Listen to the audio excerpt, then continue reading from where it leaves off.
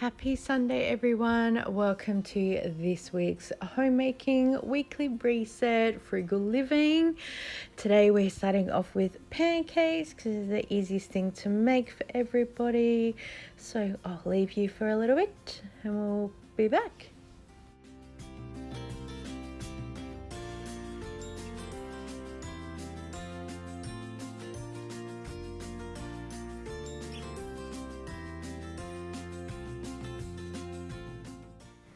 Didn't actually show it here, but I am using some of the homemade butter that we made last week, and I just melted that to put in, and the buttermilk from last week as well, buttermilk pancakes.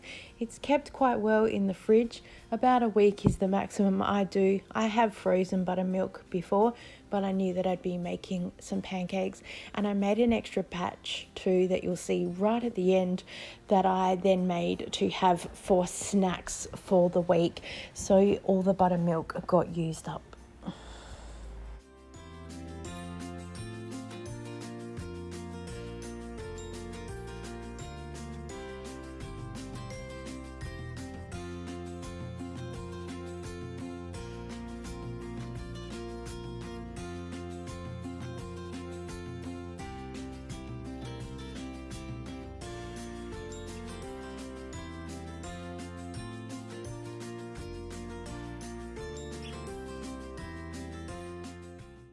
And yes, this is my sandwich press that I'm using because, again, it is like 37 degrees today, so I don't want to be standing in front of the hot stove because our air conditioning still isn't working. So it's been an interesting week for everything, let me tell you.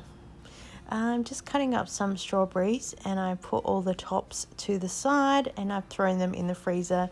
I'm hoping to be able to make some homemade jam or strawberry syrup down the track. I don't know when, so it's just going to go in the freezer and wait with everybody else. This lot of pancakes, once I flip them over, I'm able to close the lid as well, which just helps them cook.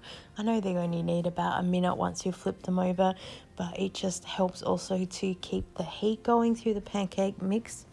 The second lot that I did where I closed the lid, they had all joined together, but they still came out fine. I did manage to remember to use self-raising flour this time, but some of them still seemed a little bit flat. They haven't puffed up, but the baking powder that I had was pretty old, so I think that it just wasn't doing its job. And also there was under the actual measurement amount because I didn't have much left at all. I thought I had a second one, but I didn't, so it's going to go on the shopping list for next time.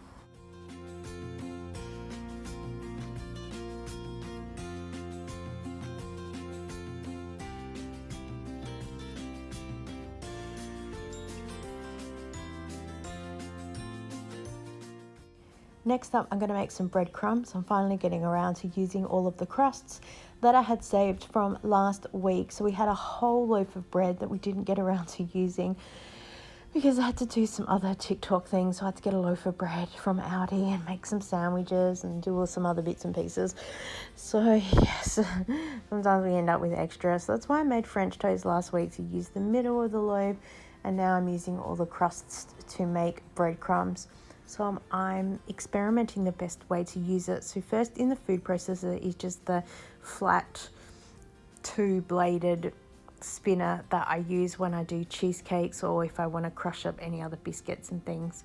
And I found that it did work, but it left quite a few bigger pieces in there, and I did mix it around with my hand every now and again.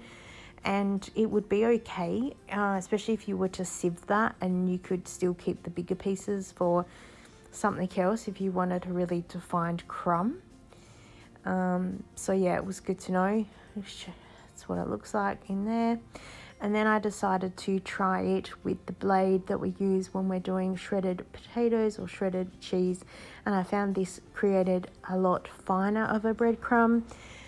I'm looking though for a breadcrumb that is more like a panko breadcrumb, and I thought that this would work a little bit better. And short of me putting the breadcrumbs into a bag and trying to whack it with a rolling pin myself, I just don't think it's going to be very effective unless I make breadcrumbs with things I've seen online that you actually need to pulse the bread to crumble it up a bit, but it's still got a bigger texture and crumb to it, and then you bake it in the oven. Whereas this way we're kind of crushing up dried bread, so of course it's naturally just going to go down into a powder.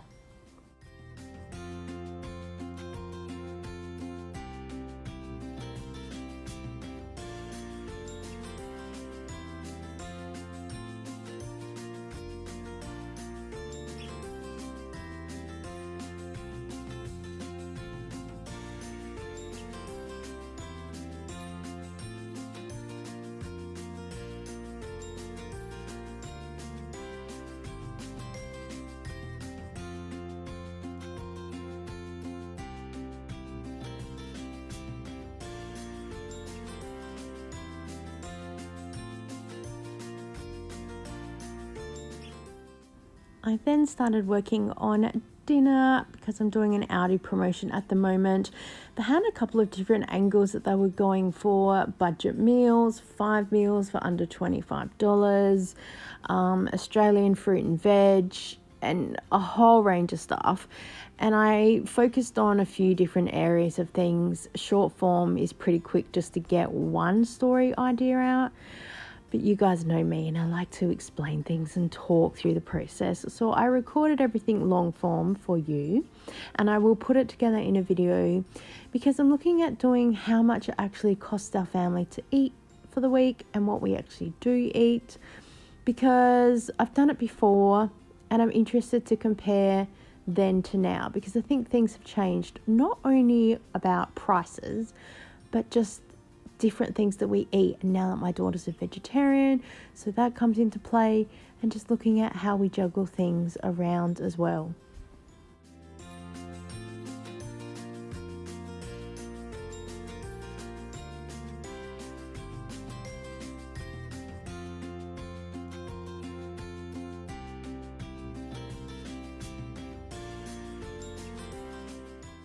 Some extra food prep while I'm here as well. So I did some diced chicken. We'll have that for a meal during the week.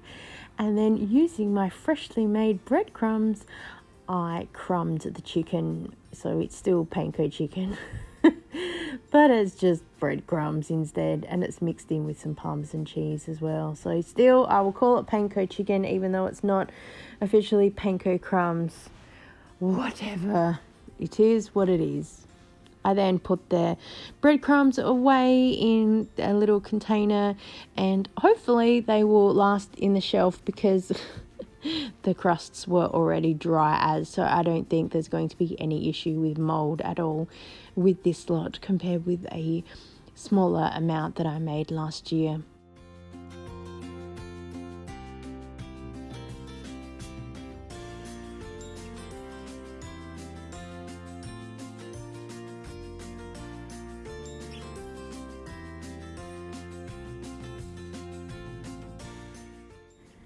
I actually started a load of washing today really late in the afternoon, so I just washed my Zumba clothes and some of the other clothes I've had during the week.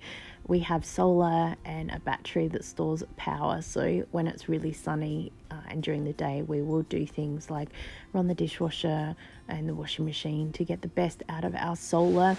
Selling it back to the grid, we don't really get much, so it's best off and cheaper if we just use it ourselves. A cooler change had come in, so that's also why I went outside to hang the washing up.